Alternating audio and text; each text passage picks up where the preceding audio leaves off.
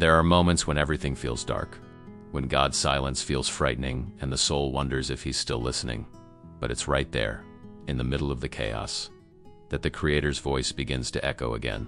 Quote, and when he says, "Let there be light, no darkness can stand against it."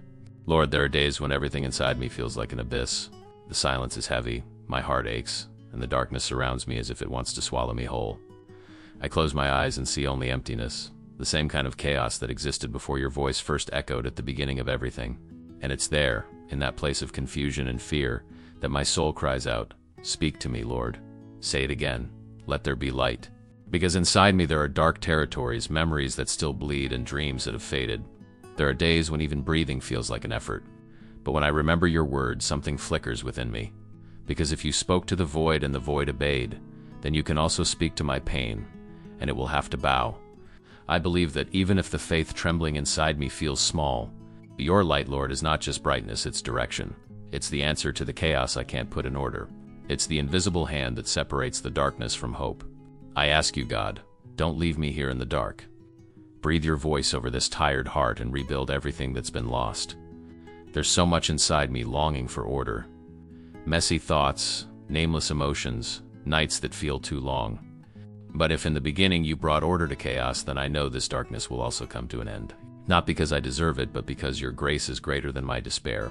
And as I pray, I feel an echo in my chest, as if heaven itself were breathing with me, a whisper saying, "The light is coming." I still don't know how or when. I just know that the same God who spoke in the beginning is about to speak again.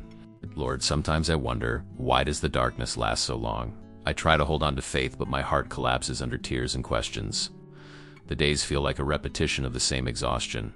I pray, I wait, but nothing seems to change. And in that waiting, the enemy whispers, "God has forgotten you." And weak as I am, I almost believe it.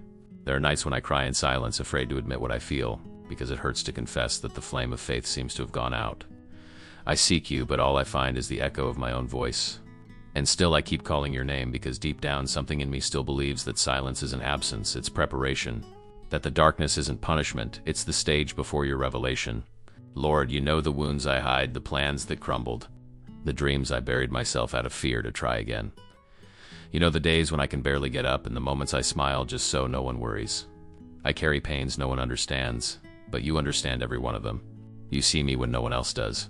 Sometimes I think it would be easier to give up, but your love holds me even when I can't feel it. It's that love that keeps me praying even when I'm tired. Because deep inside me there's a certainty. If you once turned chaos into creation, you can also turn this pain into testimony. I just need to hear you say again, "Let there be light." And that's why I keep going even without understanding. Because there's a voice inside me, small but alive, that insists, "Hold on a little longer, the light is coming." But how long, Lord? How long will the darkness last?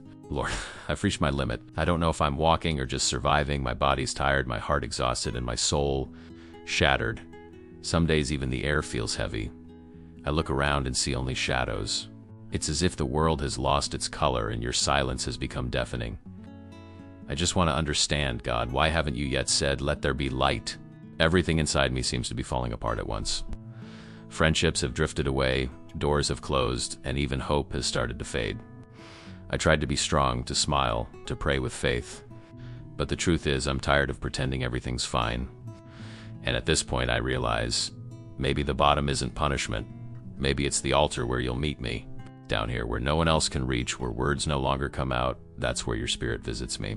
And even without seeing, I can feel it. There's a gentle presence in the middle of my despair, an invisible hand still holding me. It's you, isn't it, Lord? It's you reminding me that the darkness isn't the end. It's the womb of a new creation. And if that's what it is, God, if the chaos I'm living through now is the same chaos that existed before your voice said, "Let there be light," then I ask you, speak again. Touch the dead places in my life and rekindle what has gone out. I don't just want to come out of the dark, I want to be transformed in it. And when I think there's no way out, something inside me awakens. It's like a breath coming from nowhere, a remnant of faith that never died. Maybe this is your way of saying it's not over yet, but what you're about to do I still can't understand. Lord, something has changed. I'm still in the same place, but I don't feel like the same person anymore. In the middle of the darkness, I started to see a different kind of light, not outside, but within me. It didn't come with noise or haste. It came with your gentle voice saying once again what you said in the beginning, "Let there be light." And suddenly what used to be despair became a quiet hope. Now I understand that your light doesn't destroy the dark, it transforms it. What used to be pain becomes growth. What used to be failure becomes testimony. Every tear I've cried has become a seed for what you're now bringing to life. And the more I seek you, the more I realize your presence is the only light that never fades. I don't need to understand everything anymore, Lord. I just need to believe. Because if you were able to create the universe out of nothing, you can also create a new path out of my ruin. The faith that once trembled now stands firm. I lift my head not because the weight is gone, but because your love sustains me. Now I see it. The bottom of the pit was the soil where you planted my new beginning, and every broken part of my soul is being remade by your hands. I feel your breath, I feel renewal, I feel dawn rising within my chest. What was once a desert is beginning to bloom. And in that moment I finally understand God's "let there be light" is not just a command, it's an invitation. A call to live again, to start over even when I'm tired, to believe even without guarantees. But what comes after that light? That's what changes everything. Lord, now I understand. The darkness I feared so much was the place where you taught me how to truly see you. It was in the silence that I learned to hear your voice. It was in pain that I learned to depend on your presence. Today, when I look back, I see it clearly. The chaos didn't destroy me. It recreated me. Because when you said, "Let there be light," something new was born inside me. The darkness wasn't the end, it was the beginning of your work. I thought I was lost, but you were just reorganizing what fear had disordered. The emptiness became the dwelling of your glory, and the tears of the night turned into worship.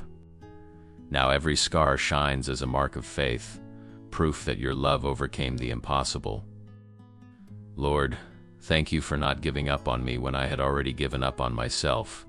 Thank you for turning what I saw as ruin into a testimony. Your light didn't just illuminate my path, it ignited a purpose within me. Today I can say the same God who created the universe is the God who recreated my heart. And now when fear tries to return, I'll know what to say, "Let there be light."